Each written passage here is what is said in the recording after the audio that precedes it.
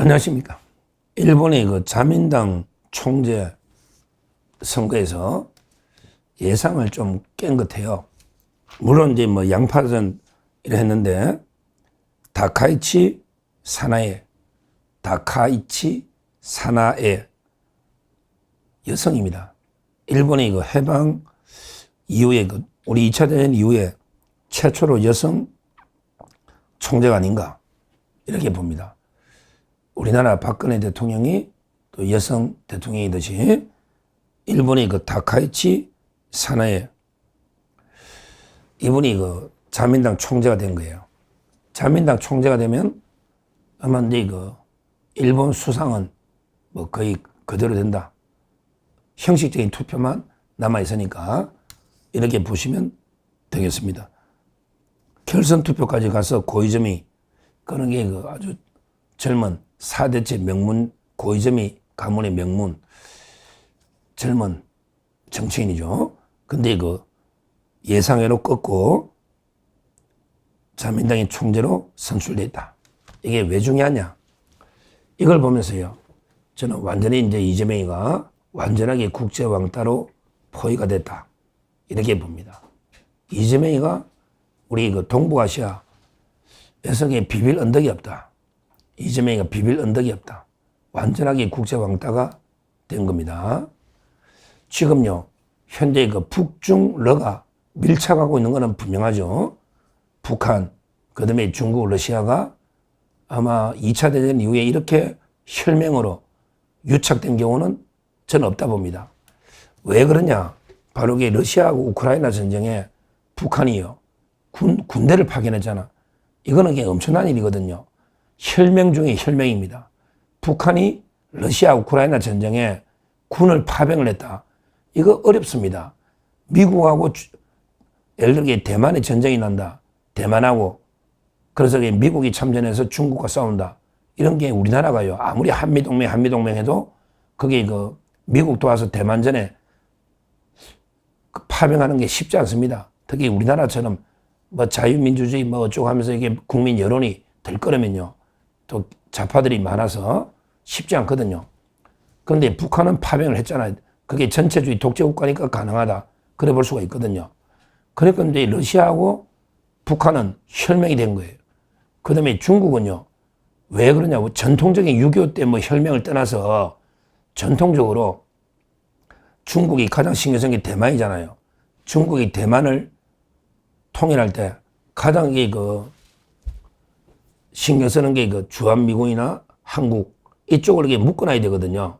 꼼짝 못하게 대만을 못 도와주게 주한미군이나 그 다음에 그 한국군 또 이게 일본까지 그럴 때 북한의 역할이 아주 중요한 겁니다. 북한이 강하게 도발해주면 꼼짝을 못한단 말이에요. 양쪽에 묶여서. 그래서 그게 북한 역할이 아주 중요하기 때문에 현재 그 중국, 러시아, 북한이요. 이렇게 그 서로에게 그 혈맹으로 똘똘 뭉친 이런 걸 저는 못 봤어요. 원래는요. 옛날에 50년대 중반에 오면 중국하고 러시아가 전쟁까지 합니다. 중국하고 러시아가 전쟁까지 해요. 서로에게 그 수정주의다. 또는 교조주의다. 이런 식으로 싸우는 거예요. 그런데 그 중국은 러시아를요. 그때 그 스탈린 격하하고 막 이러면서 후르시초프 넣으면서 그 수정주의다 하고요. 모택동이는 니는 교조주의다. 그러니까 그때 소련은 모택동을 교조주의다. 넘어기 원칙에 따라. 근데 그 중국은 러시아를요. 수정주의다. 이런 식으로 서로 맹비난하면서 국경에서 전쟁까지 합니다. 그래서 들고 놓은 게 그 북한의 김일성이가 들고 놓은 게 주체사상이에요. 말은 주체사상인데 우리는 이게 중국과 소련의 분쟁에 개입 안 하고 독자적으로 간다. 이게 주체사상, 별거 아닙니다. 주체사상이. 제가 황장엽 책부터 다 읽어봤는데 하여튼 이런 식으로 삼국이 옛날에 삐걱거렸어요. 그런데 지금은 세 나라가 유례 없이 긴밀하게 그 급속도로 가까워지고 있는 거예요. 여기에 우리가 이제 기댈 거는 이제 이거 한미일 공조잖아요. 북중러에 맞서려면 한미일 공조가 돼야 되는데, 근데 이거 트럼프가 이재명이를 아예 인간 취급 안 한대. 그러면 이제 설명이 필요 없잖아요. 이번에 에이펙도 당일로 이재명이 꼴도 보기 싫으니까 당일로 간다. 트럼프가 이재명이를 인간 취급도 안 하고 개무시하는 거는 이제 그 천하가 다 알고요. 전 세계가. 이재명이도 뭐 트럼프가 만찬할 때 유엔 총회 안 갔잖아. 145개 나라 왔는데 천하가 다 알아요. 그러면 이게 일본이라도 대화가 돼야 되잖아. 일본의 이재명이가 이시바를 부산에서 만나고 그 전에 미국 가기 전에 또 이시바 만났는데 이시바는 끝났잖아요. 그러니까 이재명이 웃긴 놈이야. 이미 끝나가지고 물러날 사람을 두 번이나 만나. 아무 실익이 없잖아요. 이해가 안 돼, 이해가. 근데 이번에 그 여성 다카이치 사나에 이분은요, 별명이 여자 아베입니다. 여성 아베. 아베 하면 이게 그 아주 정통 우파라고 저는 보는데 자꾸 우리나라 좌파들은 거구다 하는데 저는 이게 트럼프나 아베가 거구라고는 생각 안 해요. 자기 나라 이익을 최우선하는 어떻게 보면 이게 그 정통 우파다 이렇게 봐야 되거든요. 거구라는 말은 이게 좌파들이 쓰는 말이고 하여튼 그 트럼프가 일단 이게 그 이재명과는 물과 기름인데 근데 그 다카이치 사나에 이 일본의 새로운 수상 또 이제 그 보통 우리 언론에서 거구다 여자 아베다 이러거든요. 이 말은 그 이재명하고는 물과 기름이다. 오히려 트럼프하고는 이게 잘 호흡이 맞을 거예요. 트럼프하고 모르죠. 뭐 서로 자국의 이익을 우선하다 보면 트럼프한테도 할 말을 할 거야. 그러나 기본적인 성격 맞아요. 할 말을 하고 싸워도 이런 게 통하는 사람이 있거든. 할 말을 하고 싸워도 통하는 사람이 있다고. 그러니까 트럼프와 일본의 그 다카이치 사나에 이는 통하기는 통한다고. 싸울 수는 있지. 서로에게 막 물고 늘어 할 말을 한다고. 강하니까. 서로에게 강성. 그러나 서로에게 그 기질은 맞다고. 근데 이재명하고는 아예 안 맞아요. 상극이야. 완전히 물과 불이다. 이런 식의 물과 기름처럼 아예 상극이다. 이렇게 봅니다. 실제 지금 일본하고 관계도요. 예를 들어 뭐 다카이치 사나이가 신사참배 수상으로서 아베 다음으로 신사참배하면요. 또 우리 좌파들이 개 난리치면서 막 죽창 들고 싸우자 이런 식으로 옛날에 일본에 뭐 우리 그 반일 감정 문재인 때 많이 했잖아요. 조국이 뭐 죽창 싸우자 이런 식으로 놓을 거거든요.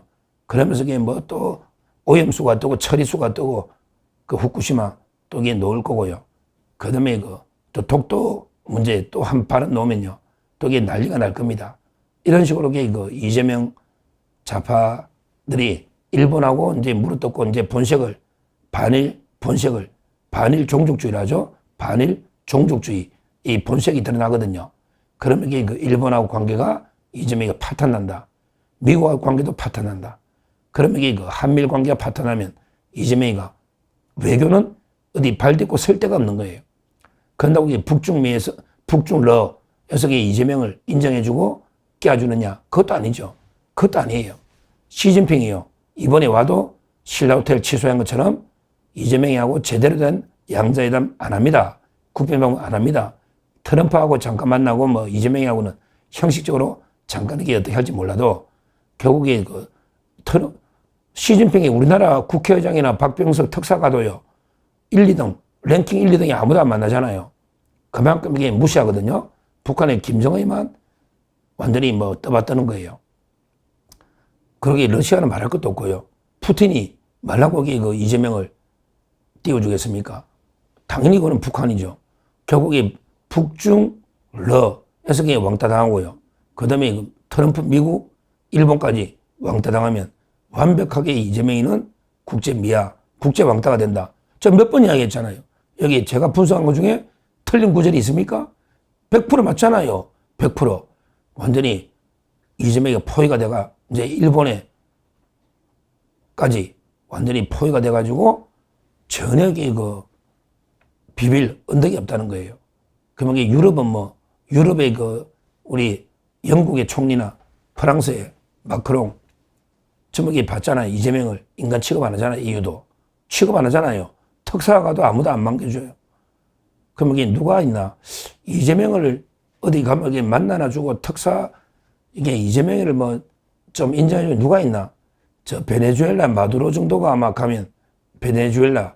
왜냐하면 이재명이가 별명이 한국의 찌빼스잖아. 베네수엘라의 찹에서 한국의 찌시니까 찌재명, 찌빼스. 그 정도? 아니면 이게 브라질에 가면 이게 룰라 정도가 반겨줄란가? 아니면 이게 그 아프리카 가면 좀 맨날 했을 거야.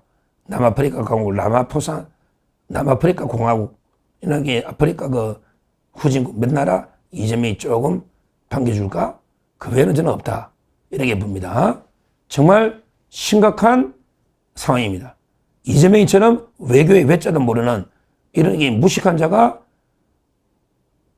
더군다나 지금 이 주위 환경이 전부 그 강성자유파로 미국과 일본이 바뀌어 있는데 여기에 완전히 좌파 중에 좌파, 쇠쇠 외교, 그렇게 외교에 대해서 전혀 무시한 이재명이가 외교 컨트롤 잡고 있으니 우리나라에게 과연 이게 외교 배가 어디로 갈지 심각하다.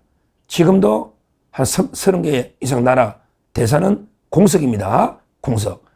지금 우리나라 외교는 완전히 와해되고 무너졌다. 심각한 상황이다. 이렇게 보고 항상 우리나라처럼 강소국은 외교가 최우선 중요한데 지금 이재명 정권이 외교 완전히 와해돼 버렸습니다. 외교가 라인 자체가 없어요. 대사들도 전부 공석이고 그다음에 뭐 조현이나 위성락이는 정동영이나 이종석 자주파 동맹파 저끼리 치고받고 싸우고 개 난리쳐서 완전히 컨트롤 타워가 없어요.